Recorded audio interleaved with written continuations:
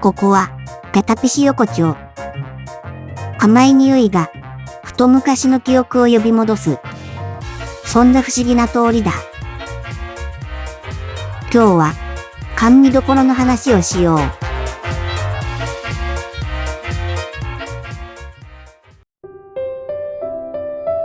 古い引き戸。軒先には、年季の入った木の看板が掲げられていた。甘味どころ。その下で、甘蜜ののぼりが、風にゆっくり揺れていた。店の奥から、コトコトと、パン粉を炊く甘い香りが、静かに流れてきていた。店内には誰もいない。けれど、気づけばわしの前に、一つの器が置かれていた。中に入っているのは、透明な寒天だけ。透き通った四角い寒天が、静かに光を受けて揺れている。あんこも、豆も、果物もない。ただ、それだけだった。横には小さな黒蜜の器。甘蜜は、黒蜜をかけた瞬間に完成する。そんな言葉が、どこからともなく聞こえた気がした。わしはそっと黒蜜を垂らした。黒い蜜が寒天の間を流れてゆく。その瞬間、器の景色が静かに変わり始めた。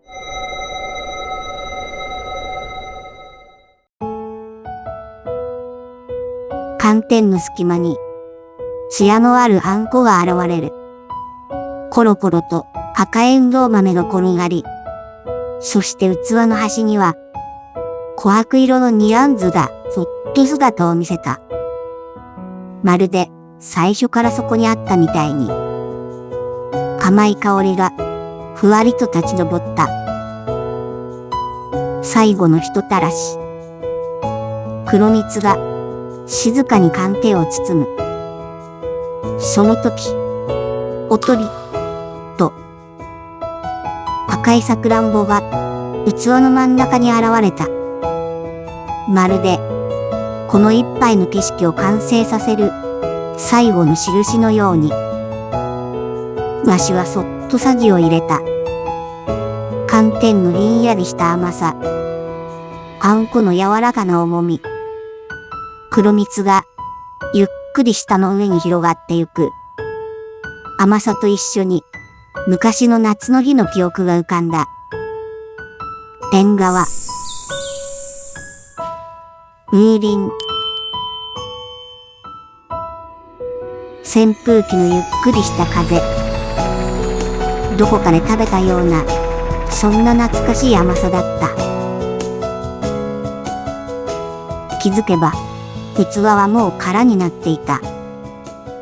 黒蜜の跡だけが、そこで静かに光っている。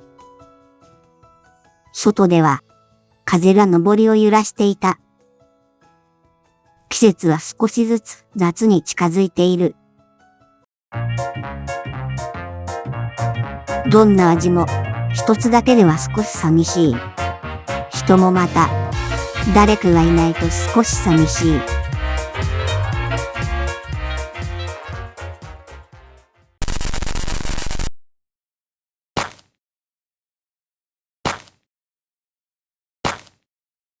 ここはガタピシ横丁。この横丁には昔から7つの不思議があると言われている。それは噂話のようで、けれど誰かの記憶のようでもある。今日はその5つ目の話をしよう。線路跡の話だ。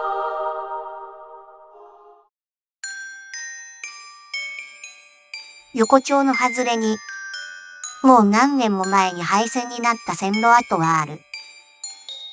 電車はもう通らない。けれど、夜になると、誰もいないはずなのに、カン、カン、と、踏切の音だけが静かに響くらしい。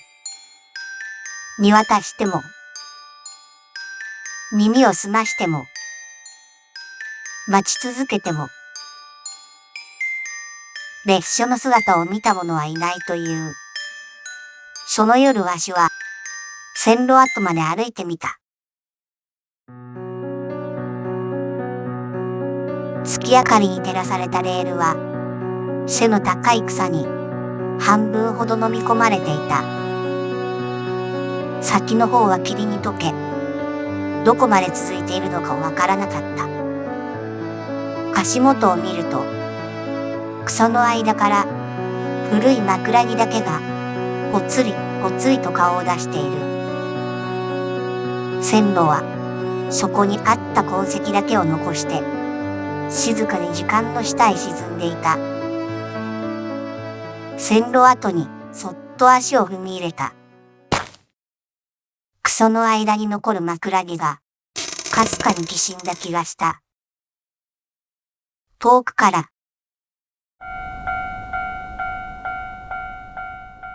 確かに踏切の音を聞こえた。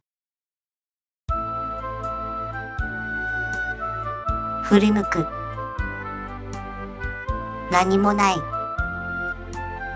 けれど、次の瞬間、線路沿いの草が一斉にさーっと同じ方向へ倒れた。風は吹いていない。なのに、まるで取り残された時間だけが線路の上を走っていくみたいだった。草だけが静かに揺れていた。あの音は誰を待っているのだろう。もう来ない列車なのか、それとも乗るはずだった誰かなのか。横丁の人は言う。あの線路は出発できなかった場所だ。と。線路跡は今日も静かにそこにある。もしかするとあれは、横丁がまだ手放せずにいる出発の記憶なのかもしれない。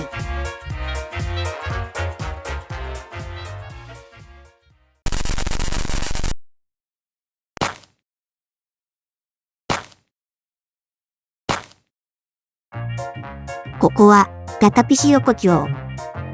古いものほど静かに息をしている。そんな不思議な通りだ。今日は小地図屋の話をしよう。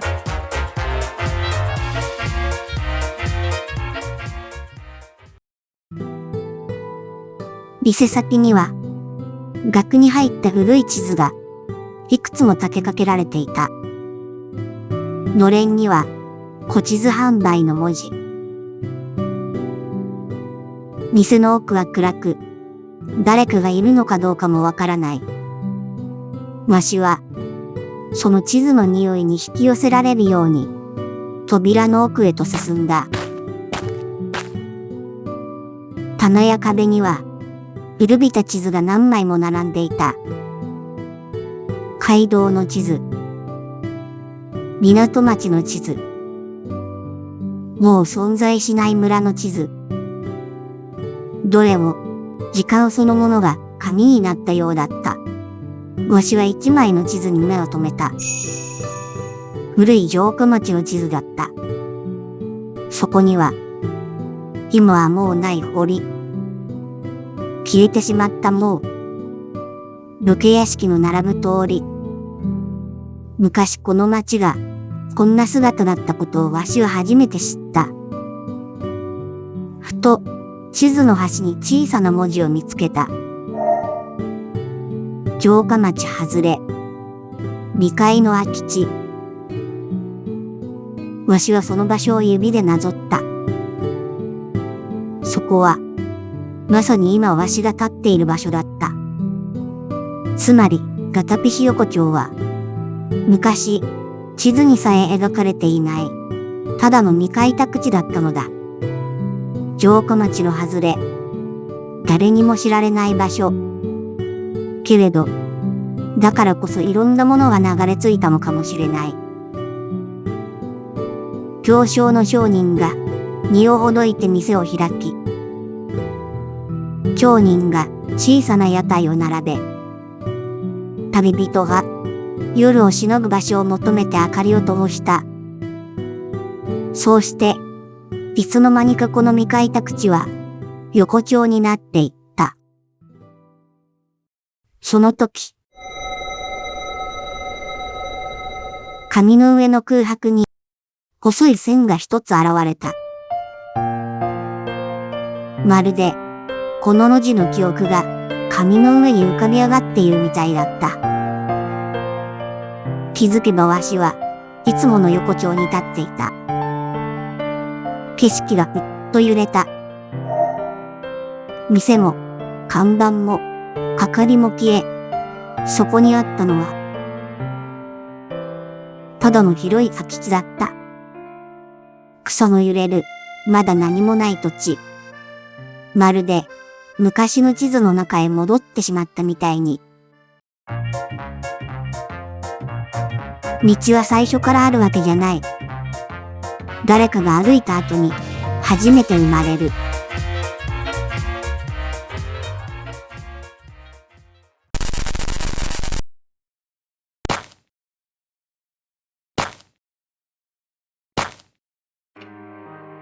ここは、ガタピヒ横丁。ほどけたものや忘れかけたものが、そっと縫い直されていく。そんな不思議な通りだ。今日は、この横丁の仕立て屋の話をしよう。軒先には、おあつらえ、仕立て、修理の文字。読めるか読めないかのその文字が、この店の時間の長さを静かに物語っていた。曇ったガラスの向こうに、いくつかの飛び層が並んでいた。どれも無言で、誰かの服を着たまま立っている。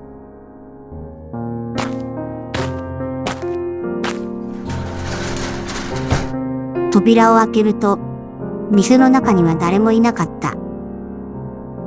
棚にはいろいろな衣類が並んでいる。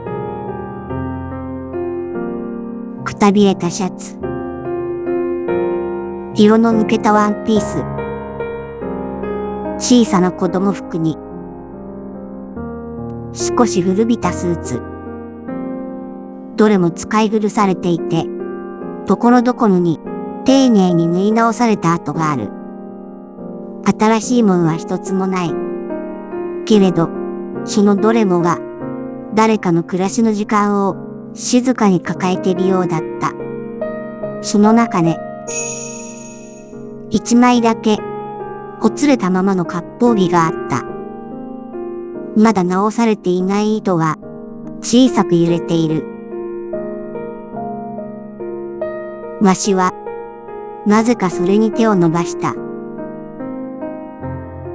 触れた瞬間、景色が、ふっと切り替わった。そこは、どこか懐かしいお茶の間。玉のれん越しに、台所の様子がぼんやりと見える。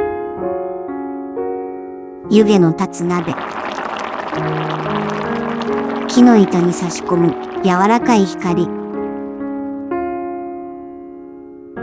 割烹着を着た背中が忙しそうに動いている。呼んでも振り向かないまま、声だけが返ってくる。後でね。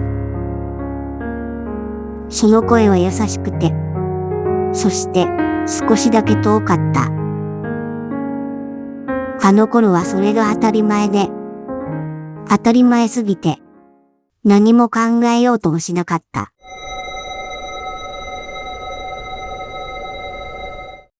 気がつくと、わしはまた店の中に立っていた。手の中には、さっきの割烹着。ほつれた糸だけが静かに揺れている。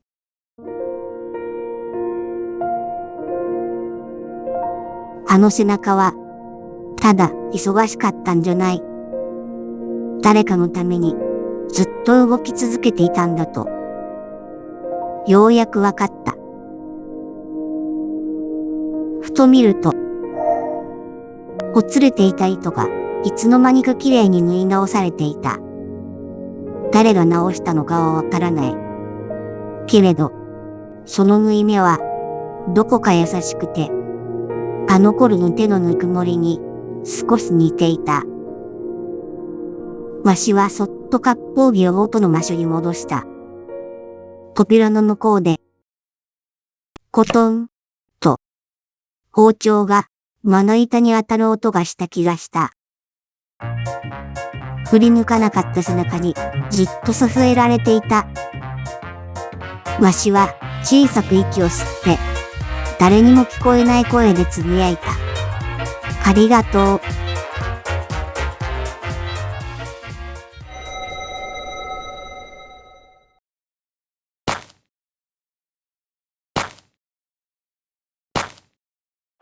ここは片菱横丁。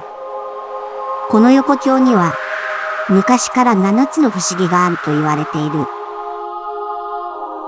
それは噂話のようで、誰かの記憶のようでもある。今日はその6つ目の話をしよう。影のない猫の話だ。満月の夜、横丁の路地に一匹の猫が現れる。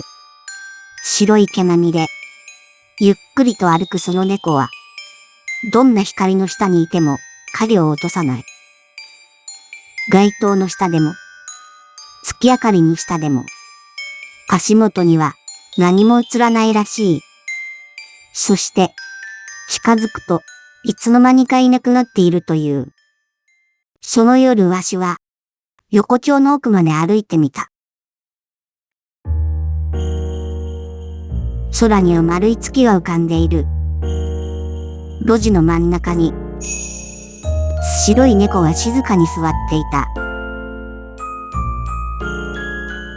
細い尻尾、こちらを見つめる淡い目。けれど、足元には、やはり、影がなかった。